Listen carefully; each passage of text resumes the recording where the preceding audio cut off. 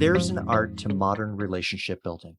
Successful thought leadership practitioners know that social selling means increased brand visibility, shorter sales cycles, and a greater rapport on both sides. Quite simply, that's how thought leadership spreads. So today, I'm speaking with Steve Watt. He's the Director of Market Insights at Seismic, a company that creates sales enablement solutions. A good part of Steve's job includes thought leadership work at Seismic, in addition to sales support and enablement. So I'm eager to sit down with Steve to explore the intersection of social selling and thought leadership. How do you do it well? What lessons has he learned? And how do you integrate social selling and thought leadership into your organization's culture? I'm Bill Sherman, and you're listening to Leveraging Thought Leadership. Ready? Let's begin. So, Steve, I'm excited to talk to you because we've been carrying on a conversation both on LinkedIn and in person for a while around social selling and thought leadership. Let's start with a level set. Where do you see social selling and thought leadership intersecting? I think they intersect at the point where people show up and speak up and publicly demonstrate subject matter expertise and buyer-centric, client-centric passion in a way that makes them a magnet for the right sort of business conversations, helps to build their reputation and their relationships. And I think it's a bit of a gradient scale from doing that well all the way up into thought leadership. I don't think there's a stark demarcation there between the two, but more of a gradient scale that thought leadership may evolve when you do this other part really well over time and in really purposeful ways. But it doesn't have to. I do not believe that every salesperson wants to be a thought leader, nor do I think they ought to be a thought leader. Although I would argue that sales is an effective channel for getting thought leadership out into your audience, your prospects, your customers, right? And so they can be a part of a thought leadership team without having to be the idea generator or creator. 100%. I agree with that, Bill. I think every firm needs thought leadership, whether it's coming from executives or it's coming from subject matter experts of various sorts.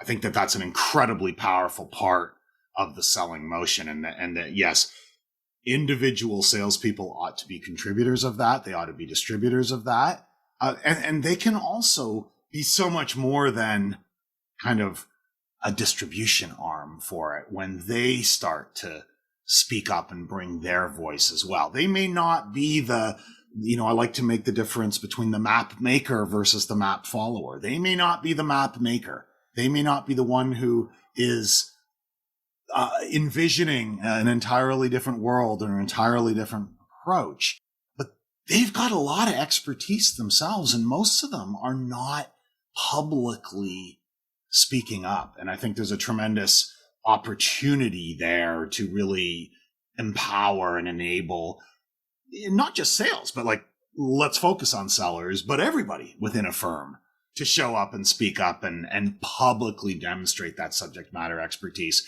And that is a contributor to the thought leadership of the entire firm, I would suggest.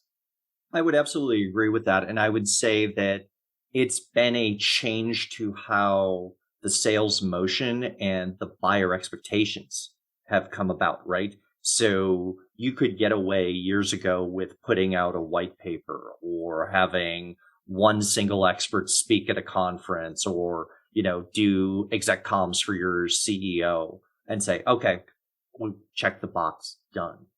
But I think your buyers, whether they're B2B or B2C, are much more sophisticated now. Certainly B2B is saying, okay, I don't need to know how polished the top of the house is, but for the people that I'm going to interact with, whether they're my sales rep or they're my, implementation provider or the person I'm calling on customer service, do these people know their game? How good are these people?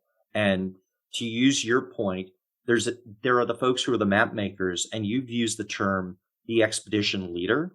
If I'm signing a contract, whether it's 6-figure, 7-figure, 8-figure, doesn't matter, on behalf of my organization, I want to make sure that that vendor and that team is prepared to get us as the client to where we need to go. And so demonstrating that, yeah, we can lead you there is essential. Absolutely. Yeah. I mean, we don't need everyone within the firm creating new maps.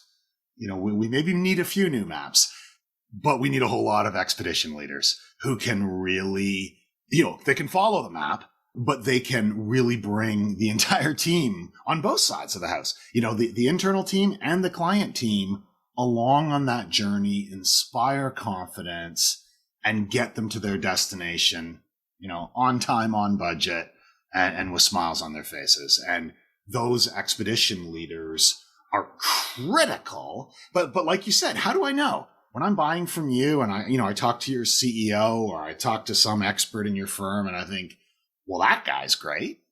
But how do I know they are great? How do I know the whole team is great? I think there's few better ways to demonstrate. You can tell them stories about how great your expedition leaders are, but how about they show us instead? And those expedition leaders have an opportunity to publicly demonstrate that not only the subject matter expertise, but also the client-centric passion to really achieve great outcomes together with their clients. And instead of telling us about it, they can more openly and honestly show us that greatness if they step up and really participate in this big public conversation. And it can feel a little bit daunting for the folks who are the expedition leaders who are leading current expeditions to, oh, you want me to show future expeditions that I can lead them to? And so part of that is balancing the workload and making it easy for those folks who have that expertise to come aboard. Absolutely. And you hear a lot of pushbacks from expedition leaders, to keep with that metaphor. I'm too busy. That's not my thing. It's not in my performance plan. It's not on my bonus schedule. Why am I working evenings and weekends to prove to people that you haven't sold to yet? Right. Yeah. And to your point, so you got to make it easy. I think there's a lot of things you got to do. You need to explicitly empower them. And I say empower because it's always got to be carrot, not stick. You can't force people to show up on social and do the sorts of things we're talking about. You can't force them. It's wrong, for one thing, to try to force them, and it won't work. If someone really doesn't want to, they're not going to. They will quit, or they will just tell you no, or they'll do a really terrible job of it. So it's always got to be carrot, not stick. It's always about empowering them to see how it benefits them.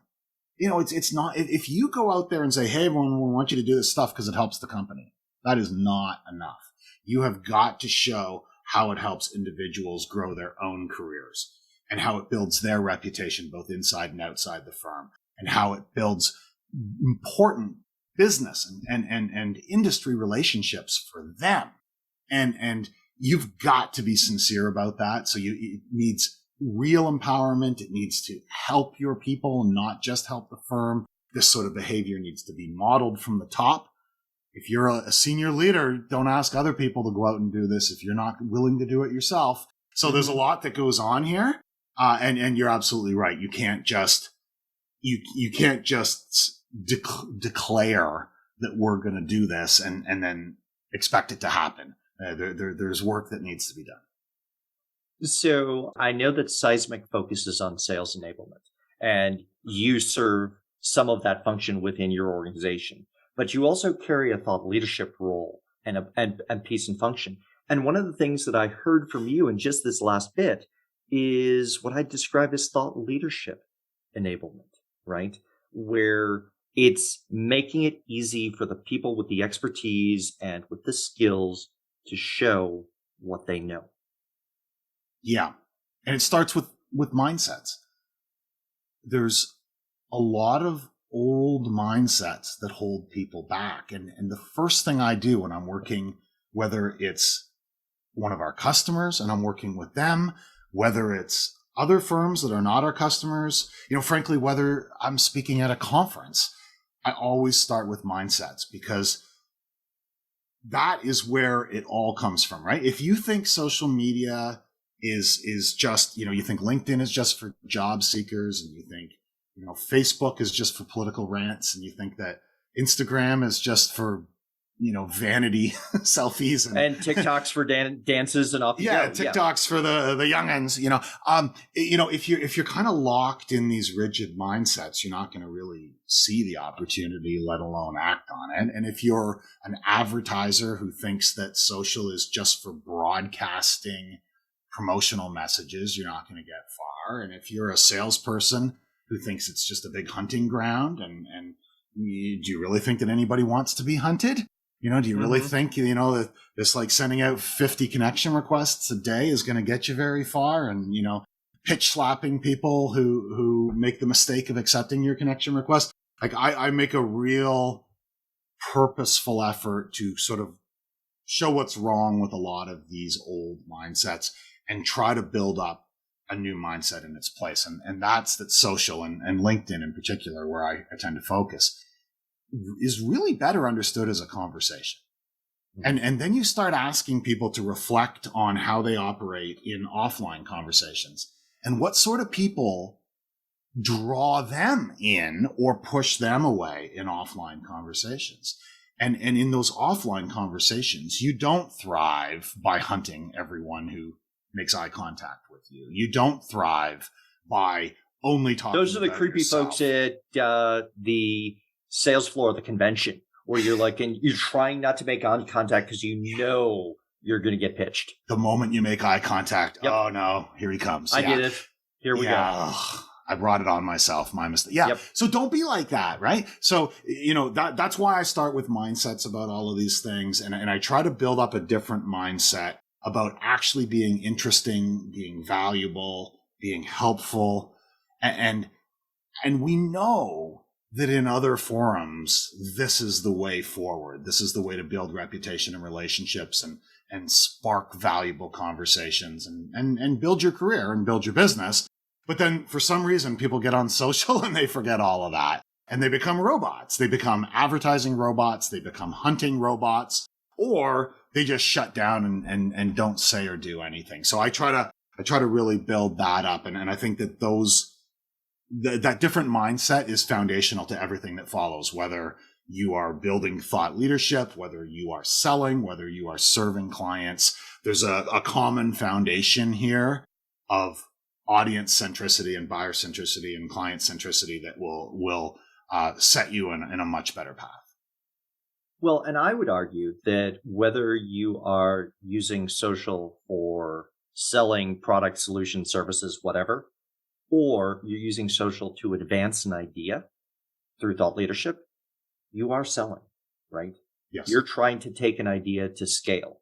And like you said, to your metaphor on the carrot and the stick, most people want to be attracted to ideas and insights and think through them and say, okay, does this work for me? Does this fit? Rather than be told, this is what you have to do. And so it works when you're raising kids. It's also the same thing here. You have to create that sort of repetition and presence before people have time to think and consider about it and say, yeah, maybe that'll work for me or for us, depending on the situation. Absolutely. And your intent shines through loud and clear.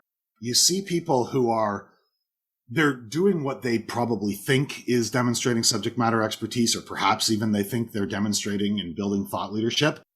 But it's a very thin veneer, and there's a big sales pitch coming up underneath it. If your thought leadership boils down to, and that's why you should buy my thing, that's not thought leadership. And if everything boils down to whatever ails you, my thing, my product, my service is what you need, that's just selling. That's just old school selling. And so I say you got to show up with an honest intent to educate, inspire, and help others. and thereby, you pull the right people towards you. You're leading to a sales conversation. You're not leading with it. And I think a lot of people make the mistake of either leading directly with the sales conversation or leading with that very thin veneer of helpfulness. And then the sales conversation comes bursting out very quickly. If you are enjoying this episode of Leveraging Thought Leadership, please make sure to subscribe. If you'd like to help spread the word about the podcast, please leave a 5-star review and share it with your friends. We are available on Apple Podcast, Spotify, and all major platforms, as well as at leveragingthoughtleadership.com. And I think the call to action, and we've had conversations about how a call to action should be positioned, right? Whether from a sales perspective or thought leadership. There's the opportunity to ask for the sale, and there's a time to ask for the sale. But there's a lot of time when your buyer isn't in a buying mode. And that's an opportunity for education. That's an opportunity for introspection. There's so much that you can do with an expanded set of calls to action to prepare the ground and then have them come to you when the time is right. Because at least when I look at it from B2B, the vast majority of your buyers are rarely in a buying cycle. And you can either do ambulance chasing and keep asking them, are you in a buying cycle? And that just gets annoying. That's Bart Simpson in the back of the car asking, are we there yet? Right?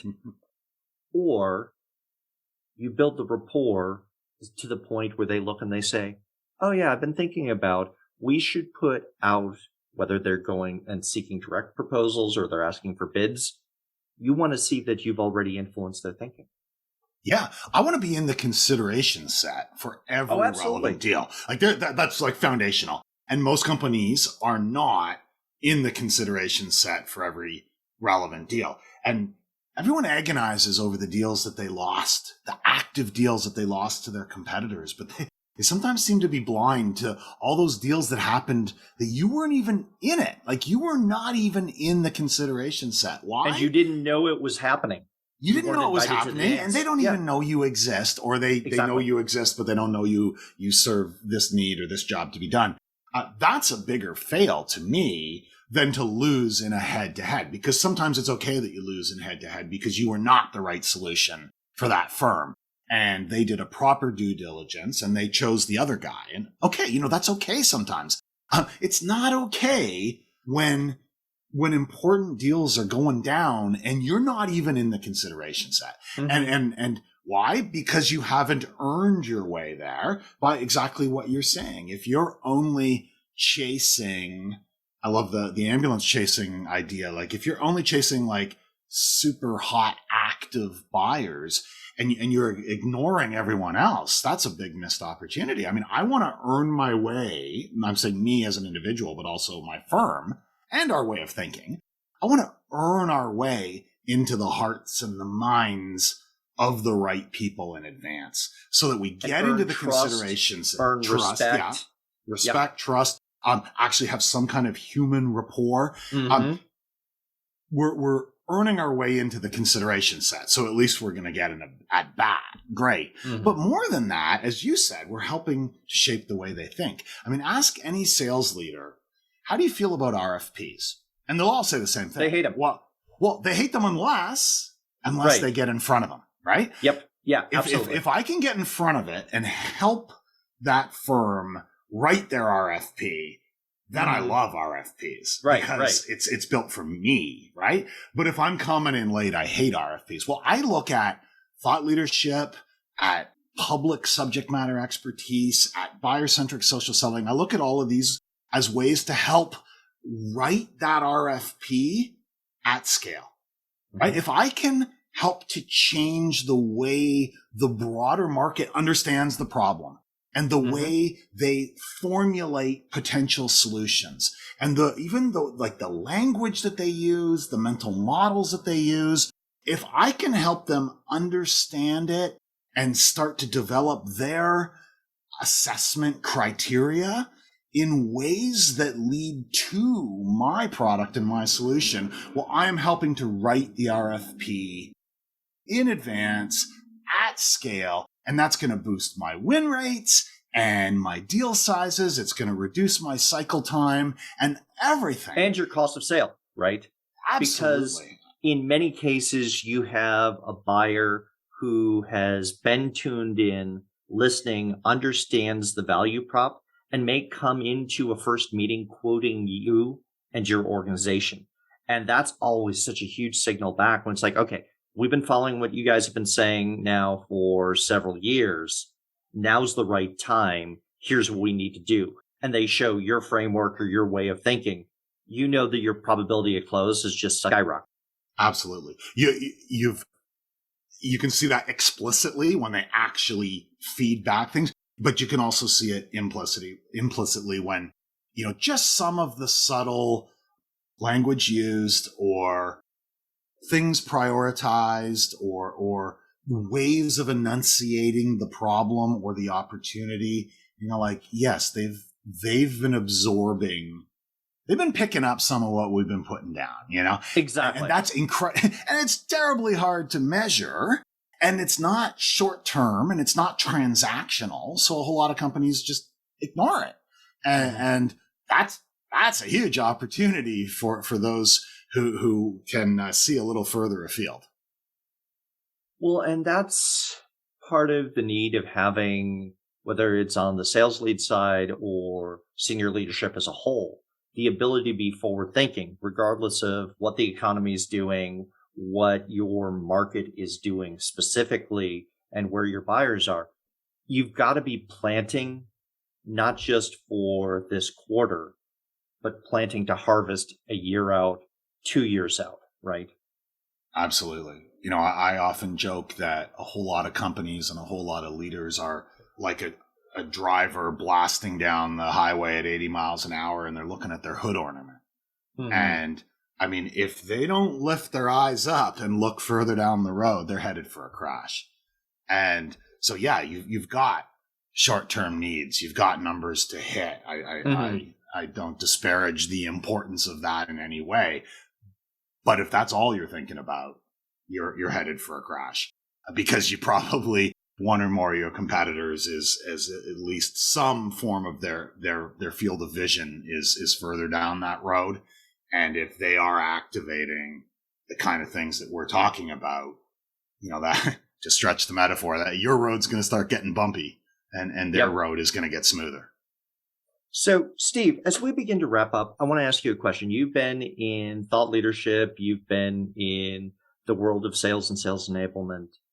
I want you to think back to when you got into the world of thought leadership. I want you to answer this question. What advice would you give your younger self? What do you wish that you knew when you started getting into this world of thought leadership? Speak up sooner. I think there are a lot of very smart people, very capable people with a whole lot to give and a whole lot to share who are not speaking up. Their heads down. They're getting work done. They're not looking up and speaking up in more public ways. And I was that in the past. And it's amazing how impactful it is. And I think people have, and again, this comes back to this notion that a thought leader needs to be some fully formed, ready for prime time, ready for the bestseller list, ready for the, grand stage at the conferences or not. And there are 1,000 shades of gray between here and there. And so I wish that I would have spoken up sooner, started writing sooner, started speaking sooner, started formulating what I believed and what I learned and what I was seeing as tremendous opportunities for individuals and for firms. And if I wish that earlier on I saw that it would be valuable to start speaking up and writing and doing other things like that, because I was far from fully formed. I'm still far from fully formed, but you learn by doing it, by enunciating it, by the feedback loops you get.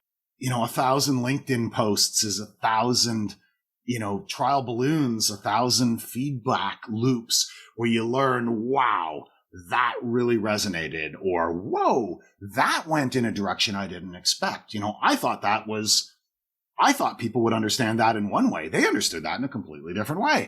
So there's just so much learning, so much confidence that you build, and so much competence that you build as you do this. So I wish I would have started sooner. That's fantastic advice, Steve. Thank you for joining us today. This has been a great conversation. Thanks, Bill. I could talk to you about this stuff all day. If you're interested in organizational thought leadership, then I invite you to subscribe to the OrgTL newsletter. Each month, we talk about the people who create, curate, and deploy thought leadership on behalf of their organizations. Go to the website orgtl.com and choose Join Our Newsletter. I'll leave a link to the website as well as my LinkedIn profile in the show notes. Thanks for listening, and I look forward to hearing what you thought of the show.